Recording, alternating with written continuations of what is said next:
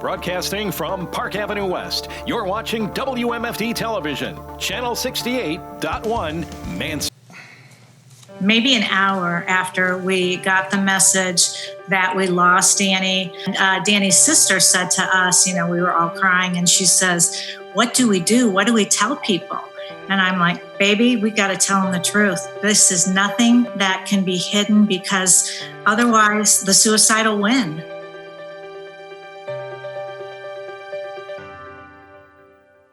We're not mental health professionals. It's just something that happened to our family. We direct people other places. And most important of all, I think, don't quit. Keep fighting. Keep living. Things will get better. Hello again, and welcome to Sparking the Conversation. You're here tonight with Jeff and Donna Heck of 33 Forever, and we are so excited to be able to bring you weekly half-hour messages, stories, and resources that surround mental health, the topics, and all the challenges people face.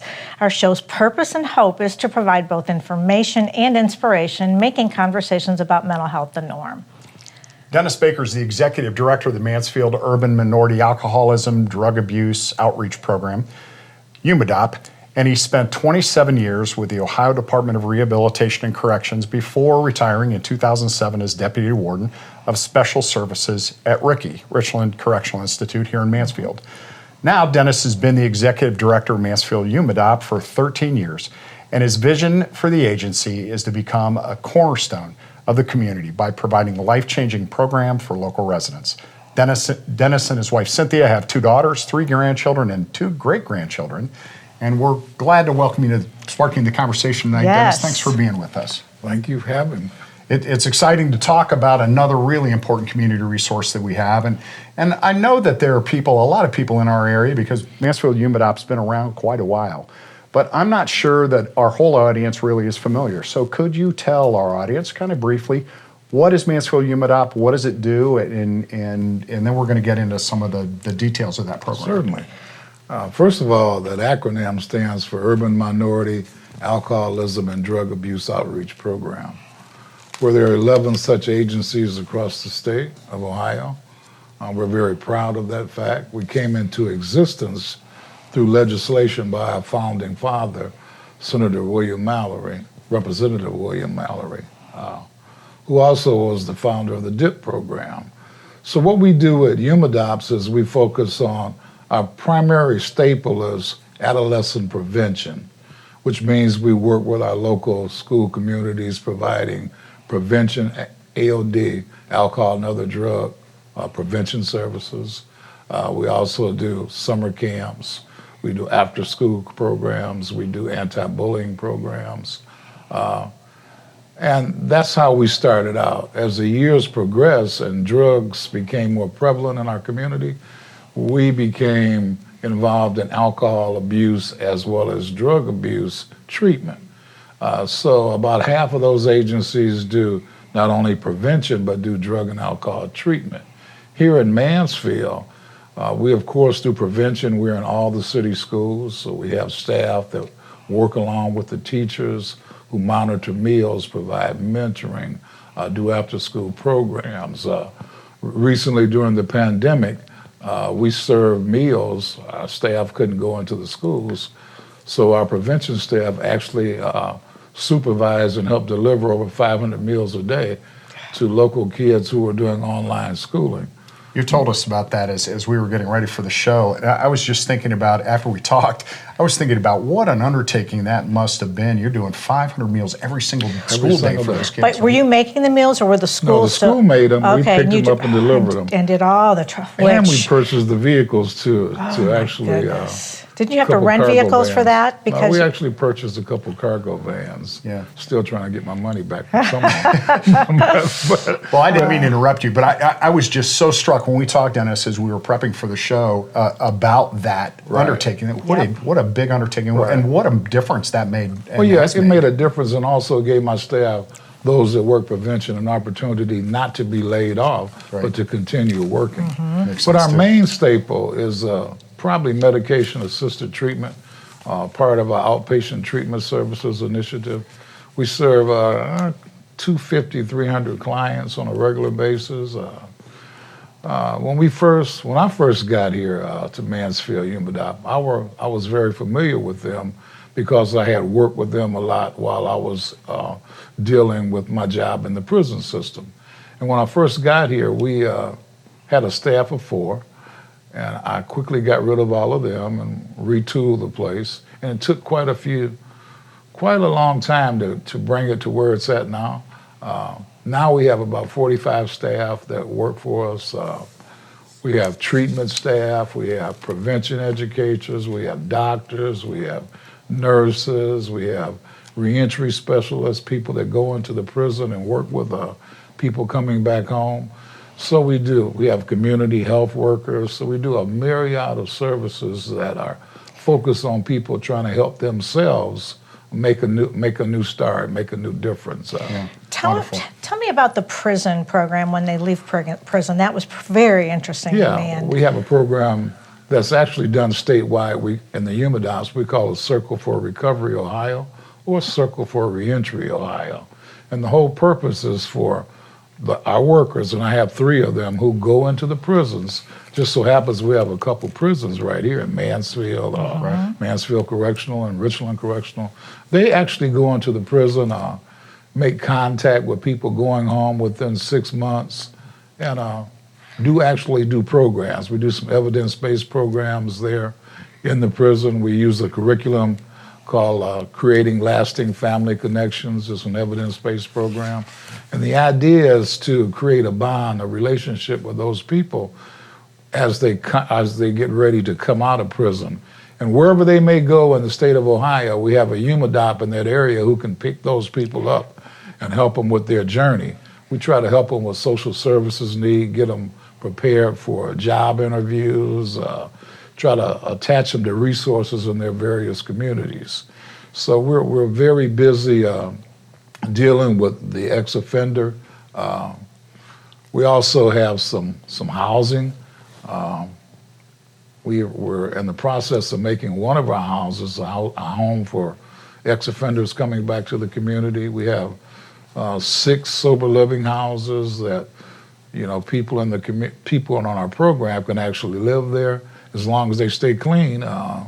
We don't even charge them any rent for the first 90 days. The prevention programs are so important in the schools, and we want to get back into that as soon as we take a break here. We're going to have to take a first break, and then we do want to talk more about both the prevention and the treatment programs that you have in this area. Absolutely. And we're going to take a break in a minute. We'll be back with Sparking the Conversation right after this.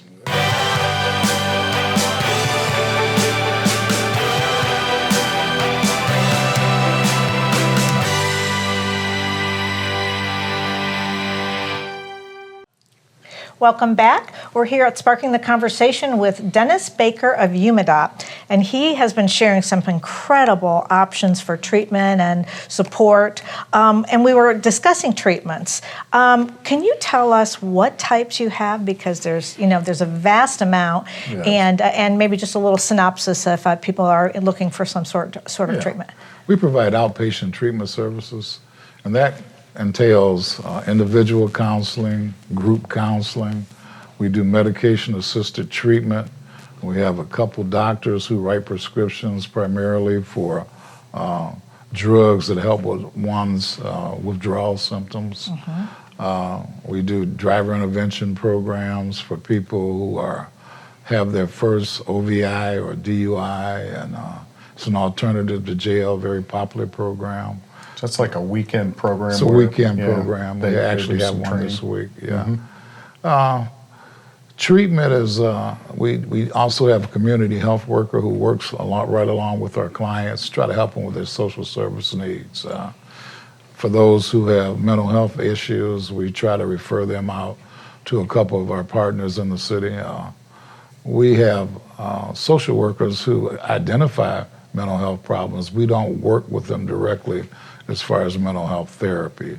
And how common, I didn't mean to interrupt you, but how common do the nurses find that dual diagnosis? Fairly common. I would say probably half of our clients. Okay.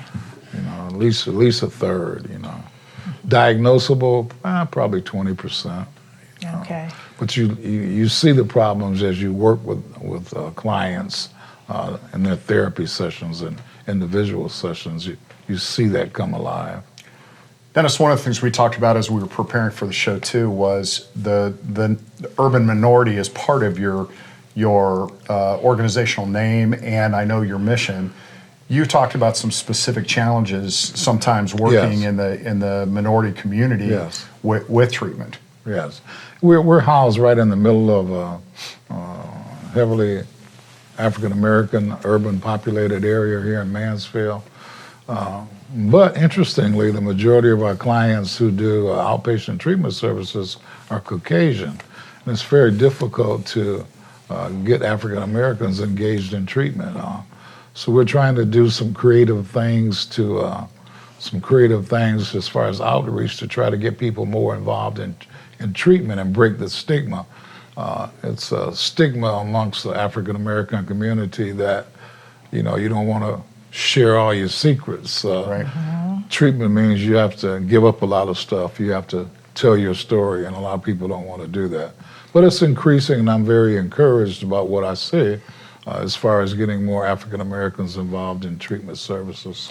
Well, with you being here, over 13 years, what is the percentage from, maybe even 5 years ago that you're seeing? As far as African Americans? African Americans, getting help. Unfortunately, about the same. Okay. Probably 8 to 10% of who we serve, who come to our programs, are that. Yep. Now it's different with preventions. We serve primarily African American kids and prevention. So the bottom line is we serve anybody that has an issue or a problem in one of the disciplines that we serve. Speaking of prevention, that's a good logical transition, because I'd like to talk some about those prevention programs. You're serving literally hundreds of kids here in the Mansfield area now. Tell the audience a little bit about that. We probably serve over 500 kids a year, and that might be a conservative figure, because we're in all the schools. We have every school in Mansfield that's associated with Mansfield City Schools. We have a presence there. We do mentoring. We're there when they're feeding breakfast and lunch. We work closely with teachers. We deal with unruly students. Those kids that might have drug and alcohol problems, we get involved in it as far as that. We do a program called All Stars. We do life skill programs. We do anywhere we can help assist the education staff who are busy teaching. So all those behavioral things that might rear their ugly head, we try to deal with those and help the teachers out a lot. We also do a summer camp, and we average over 100 kids a year doing our summer camp, which is a mixture of education, fun, and some drug and alcohol prevention. So we never get too far away from talking about SUD, substance use disorder prevention, with the youth population. And you start really with the young kids, even the primary, the fourth, fifth, sixth graders, correct? Yes, all the way up. Yeah, that's true. We have one of our prevention coordinators actually works in the elementary school. Teachers love him because he interfaces very well with that population. So we have. I try to hire younger people to work with this population because I probably personally couldn't do it. But I don't want to cast light on those who can, because Erskine Bragg, one of my counselors, he does very well with kids, and him and I are about the same age. So.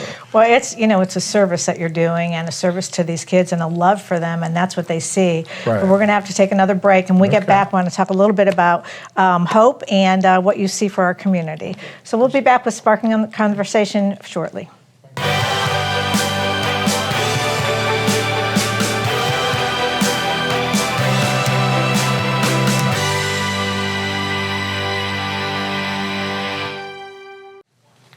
Welcome back to Sparking the Conversation. We're here this evening with Dennis Baker, the Executive Director of Mansfield UMADAOP. And Dennis, you were telling us about all the various programming that you provide, the prevention and the treatment options. But if somebody wants to get in touch with Mansfield UMADAOP, or maybe you could even describe what's a typical entree into your system. Obviously, prevention in the schools is one thing, but how's that work?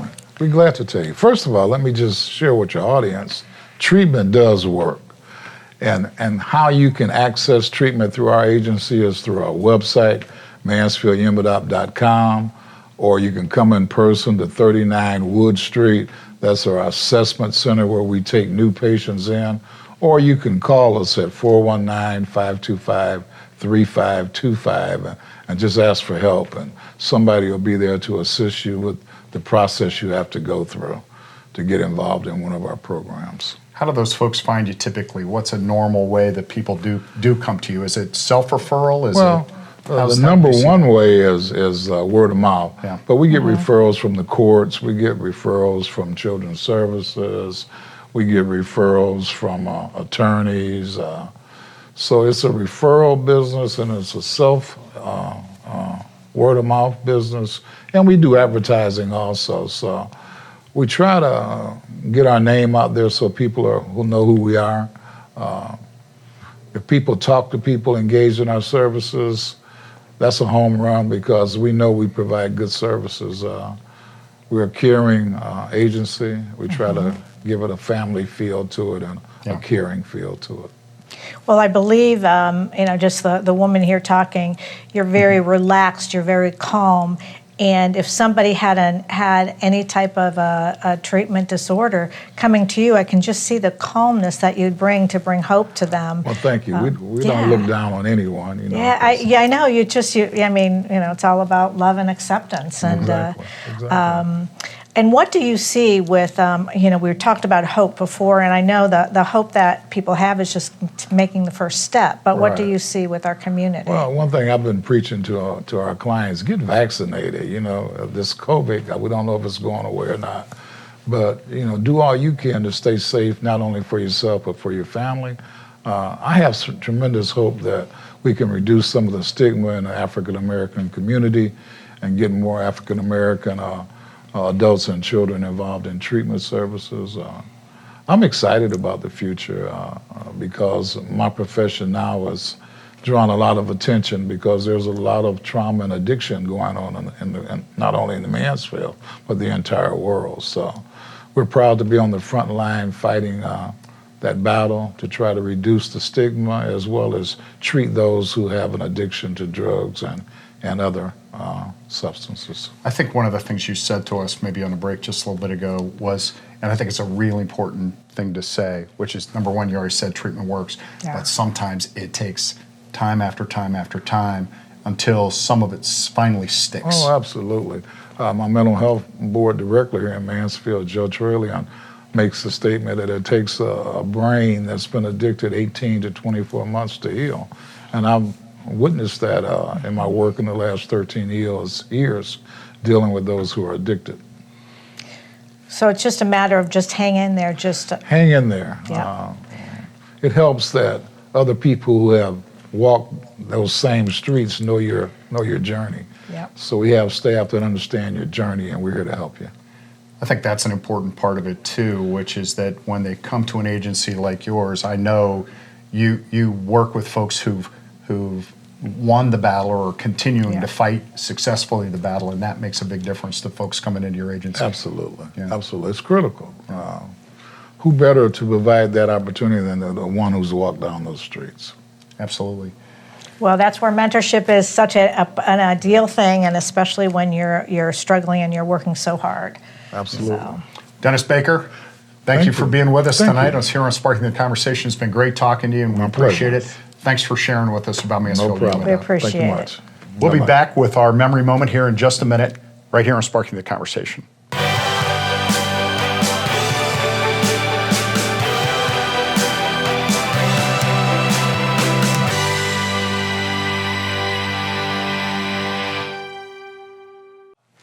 Welcome back to Sparking the Conversation. This is the part of our show we call our memory moment, and we have actually, I think, a kind of cool memory moment. You found something as you were going through some stuff recently. I was going through Danny's phone, and she had this picture on her phone with her name on it. Hi, my name is Danny, and it had all her favorites on it. Why I looked for this is because we were out of town with our other daughter, and we were going to a restaurant called Nobu. Nobu. And she said, "Oh, let's go there. It's Danny's restaurant. It's her favorite." I said, "How did you know that?" And this is how. So this is a list. That's hello, my name is Danny, and that's actually Danny's signature right there. But it shows her favorite movie, which was Super Troopers, which is actually kind of inappropriate. And her favorite show was The Bachelor. And I will tell you, she had many bachelor dates with her girlfriends. All across the country. They would call each other on the phone and watch The Bachelor together, even though they're in separate parts of the country. Yep, and the next one, even though she got to be sort of snooty about her food, but she always went back to what she loved, and her favorite food was pizza. Yes, absolutely. Yep. You can't lose with pizza. Favorite place to travel is Spain or Santa Barbara, which is like, I guess she couldn't decide if they wanted U.S. or not. Yeah. Spain, The next one is her favorite app. Yes. Which I don't even know if this one is so popular anymore, but it's Postmates. So she loved to order food and bring it in. And then there's her favorite restaurant is Nobu, very famous, very exclusive restaurant in Malibu, I think. Yes, right? yep. Yeah. And a lot of these, that's what I was going to say, the Santa Barbara and the Spain, she had moved to California, and when she was there, Santa Barbara was her favorite place to live. To go visit, as she was living there. Favorite actor is Chris Evans. Yep. And then the most important one at the bottom, I don't know if anybody can read that, but that's dog breed. Dog breeds all. Yeah, she loved her pups and all the dogs. So she did. Anyway, that was kind of cool. I'm glad you found that because I'd forgotten some of those things, and I think it's kind of neat. The more you learn about Danny, the more you know her little funny idiosyncrasies and the things that she loved the best. So everybody should go watch what Troopers? Super Troopers. Super Troopers, as opposed to Stormtroopers, like my Don't grandson let your kids wants watch me to. that movie. That's not appropriate. So anyway, that's our memory moment for tonight. Thanks for joining us again on Sparking the Conversation. We'll see you next week again with another great guest.